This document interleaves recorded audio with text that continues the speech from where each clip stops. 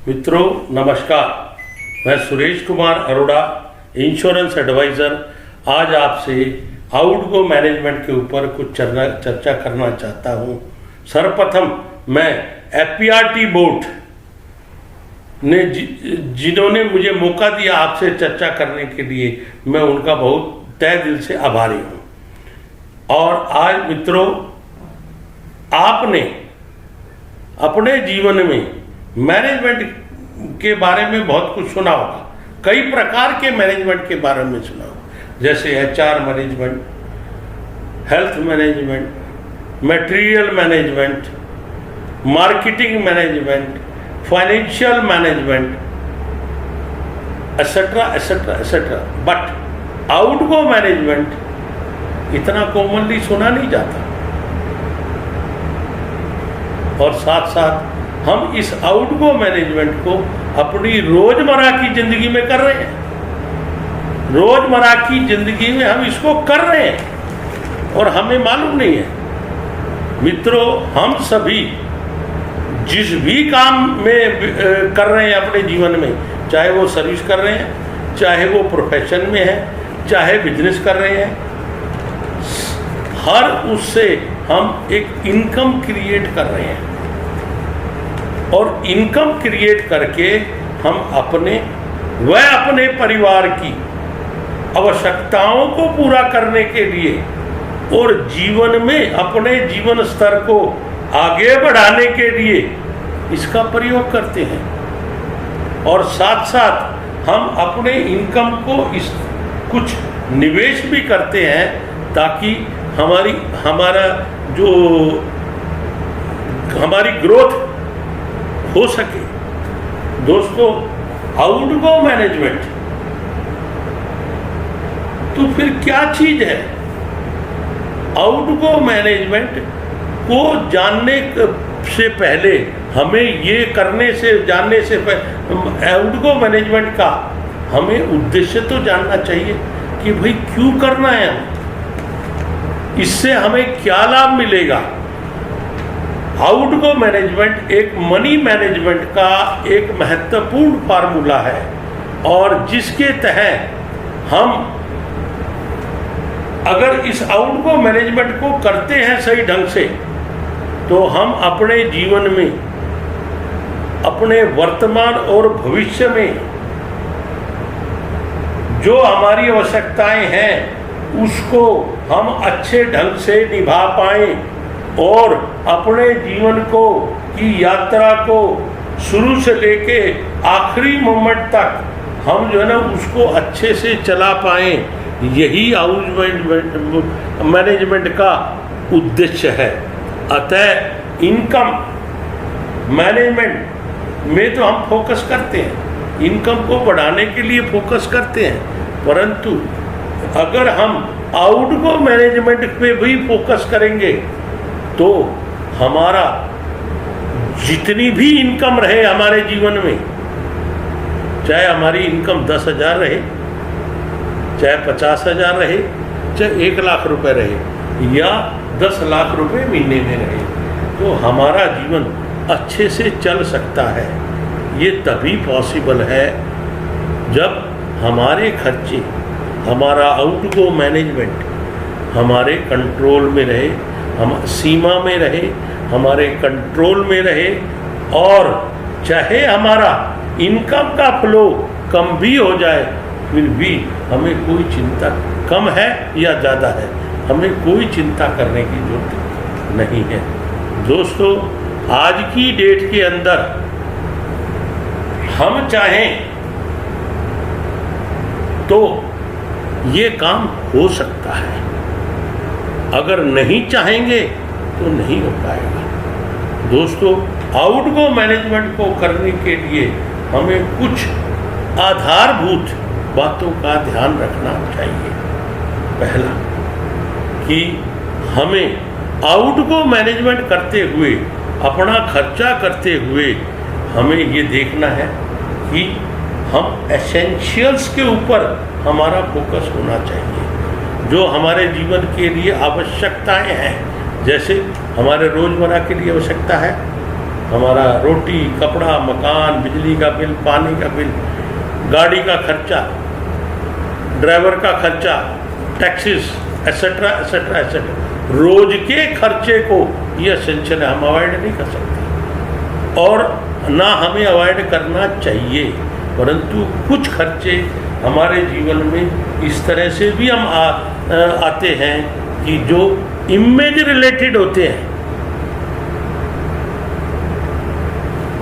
क्या मतलब, मैं इसको एक उदाहरण से समझाता हूँ कि अगर मुझे गाड़ी ले, मेरे को अपने व्यापार के लिए कोई ज़रूरत है, मुझे गाड़ी लेनी है, मेरी इनकम 1 लाख रुपया महीना है और मेरा खर्चा 70,000 रुपये महीना है और उसके बावजूद भी मुझे गाड़ी लेनी है क्योंकि मुझे बिजनेस के लिए चाहिए।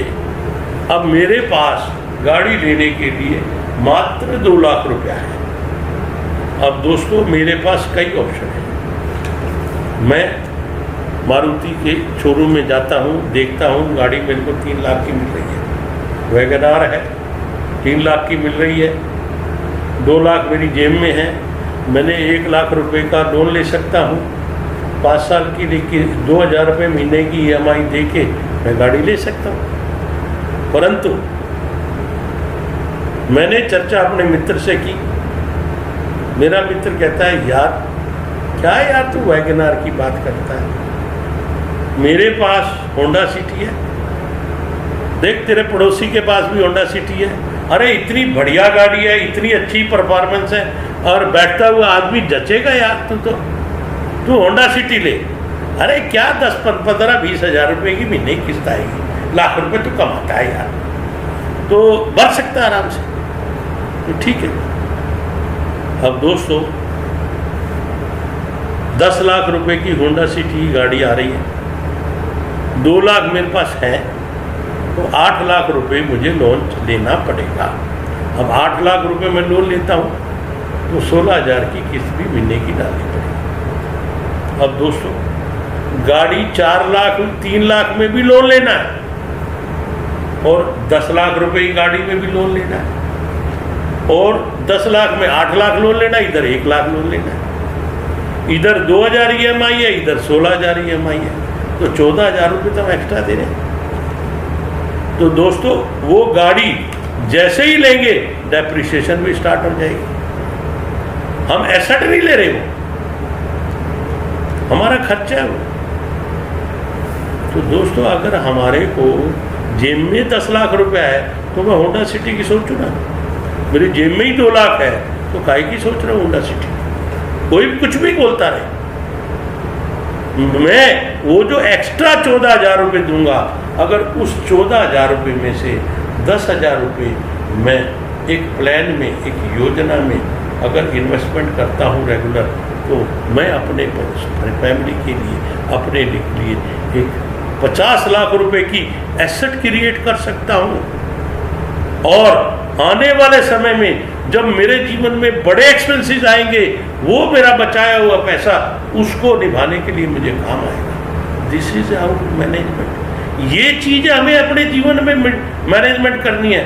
दोस्तों मैंने तो एक उदाहरण एक लिए दिया है, आपको आपके जीवन में इस तरह के बहुत सारे इंस्टांस आएंगे, तो इस बात का हमें ध्यान फोकस रखना है कि हमारे को एसेंशियल एक्सपेंडिचर ही पे ज़्यादा ध्यान फोकस रखना है और नॉन एसेंशियल एक्सपेंडिचर पे अगर हमारे लिए जरूरत करेंगे, पर एक सीमा तक जरूर करेंगे और करना भी चाहिए, पर सीमा तक। हम सीमा से बाहर अगर हम करेंगे तो हमारे फाइनेंशियल वरीज हमारे साथ चलना शुरू हो जाएंगे और कभी ना कभी हमारे को घेर लेंगे।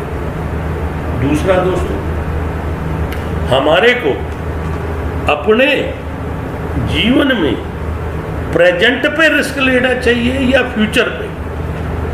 प्रेजेंट पे हमारे पास आज कैपेसिटी है, कैपेबिलिटी भी है, अगर हम अपना रिस्क भी लेते हैं तो हम उसको निभा पाएंगे, अगर नहीं और एफर्ट अपनी बढ़ा पाएंगे और हम उसको पूरा कर सकते हैं। परंतु फ्यूचर में हमारी कैपेसिटी भी नहीं शायद कम हो जाए और कैपेबिलिटी भी कम हो जाए, तो उस समय अगर हमारी आवश्यकताएं पूरी नहीं हुई तो उसके लिए हमें जो प्राइस देना पड़ेगा वो मेरे ख्याल जो आज प्राइस दे रहे हैं उससे बहुत ज़्यादा होगा। तो दोस्तों, प्रेजेंट में रिस्क लो, प्रेजेंट में हम कमिटमेंट लें, वह फ्यूचर के ऊपर ट्रांसफर ना करें। अगर हम करते हैं तो इनडायरेक्टली उस समय हमारे पास अगर हो पाया तो हो पाएगा, नहीं हो पाया तो हमें उसका प्राइस तो देना पड़ेगा। तीसरा दोस्तों, प्राइस पर हमें रिस्क लेना चाहिए कम या क्वालिटी में। अब दोस्तों, क्वालिटी में प्राइस तो ज़्यादा देना पड़ता है, परंतु एक बार ही प्राइस दिया और काम खत्म। और प्राइस देने के बाद हम उसका जो उस चीज का लाभ है वो हमारे को जीवन में मिलेगा और आसानी से मिल सकता है। परंतु अगर हमने प्राइस को देखा, सस्ती चीज ले ली, तो हमारे जीवन में क्या वो जब हमें उपयोगिता आए, हमें मिले उसका लाभ या ना मिले, क्वेश्चन मार्क खड़ा हो जाएगा। अगर नहीं मिला तो उस समय हमारे को परेशानी तो आएगी। तो दोस्तों, हमारे को अपने खर्चे करते हुए क्वालिटी पे फोकस करना चाहिए और प्राइस को कंपैरेटिव देखें, बट सिर्फ प्राइस को ना देखें, क्वालिटी भी देखें। हमारे को अपने बिजनेस में रिस्क लेना चाहिए या फैमिली पे लेना चाहिए। दोस्तों, मेरे ख्याल आप भी जानते होंगे कि बिजनेस बिना रिस्क के चलाना बहुत कठिन कार्य है। बिजनेस में तो रिस्क लेना ही पड़ता है, और जो बिजनेस में रिस्क लिया वो हम उसको मैनेज करने के लिए ही हम दक्षता प्राप्त करते, अपना बार बार अभ्यास करते हुए हम उसको मैनेज करने की दक्षता हमें आ जाती है, इसलिए हम उस रिस्क को मैनेज कर पाते हैं। परंतु क्या हमें अपनी फैमिली पे भी रिस्क रखना चाहिए? क्या हमारे को अपनी फैमिली जो अगर मान लो कल को बिजनेस में रिस्क आ जाए और क्या उसका असर हमारी फैमिली पे भी पड़े? नहीं दोस्तों, हमारे को बिजनेस और फैमिली के अंदर एक फायरवॉल क्रिएट करनी चाहिए, ताकि अगर कल को बिजनेस से रिस्क आ जाए तो फैमिली की ज़रूरतों को, आवश्यकताओं को कोई आंच ना आए। हमें इस तरह का मैनेजमेंट करना चाहिए अपने निवेश का, ताकि हमारी बिजनेस की कल की रिस्क की कोई भी चोटी हमारे परिवार पे असर ना करे। हमारे को कुछ इस तरह का हिसाब किताब बनाना चाहिए कि हमारी जो एसेंशियल आइटम्स के खर्चे हैं उसको हमें गारंटीड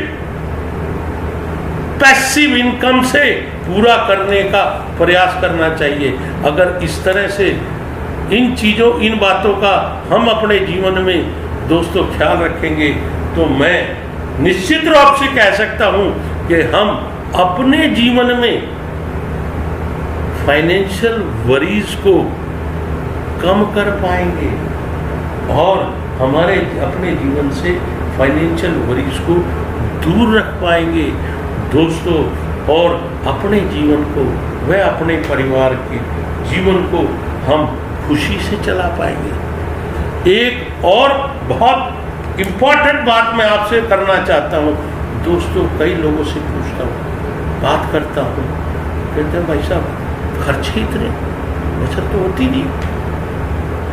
मैं उनसे एक ही बात पूछता हूँ कि दोस्तों एक बात बताओ, क्या मैं उनसे पूछता गाय दूध देती है? तो हाँ देती है। फिर दोबारा पूछता, मैं सोच समझ के बताना, गाय दूध देती है? तो हाँ देती है।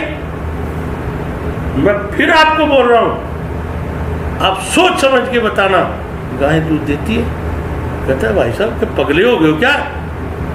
आपको बता रहा हूँ गाय दूध देती है, सबको पता है, आपको नहीं पता ये बात? मैं कहा भाई साहब बिल्कुल ठीक है, गाय दूध देती नहीं है, गाय से दूध निकाला जाता है। तो हाँ, ये बात तो ठीक है, आप बिल्कुल ठीक कह रहे हो। मैं कहा भाई साहब, बचत होती नहीं है, बचत करनी पड़ती है। अगर आप अपने खर्चों को सीमा में रख के अगर कुछ बचत करोगे तो होगी, नहीं करोगे तो नहीं होगी। दोस्तों, ये सनातन सत्य है, बचत अपने आप नहीं होती, करनी पड़ती है। अगर हम करेंगे तो अपने जीवन को अच्छे ढंग से चला पाएंगे। दोस्तों, आज मेरी चर्चा यहीं तक समाप्त है, यहीं पे ही समाप्त मैं करता हूँ। अगर आपको मेरी इस वीडियो में कुछ अच्छा लगे तो आप इसको लाइक कीजिएगा और अपने मित्रों को शेयर कीजिएगा। और अंत में मैं आप सबका, जिन्होंने ये मेरी वीडियो देखी है अपना बहुमूल्य समय निकाल के, उनका तहे दिल से शुक्रिया करता हूँ और बोर्ड मेंबर्स का भी शुक्रिया करता हूँ। और खासकर राजेश भाई का, जो हमारे FPRT के प्रेरणा स्रोत है, उनका भी तहे दिल से मैं आभारी हूँ। धन्यवाद दोस्तों। जय हिंद, जय श्री राम, जय भारत।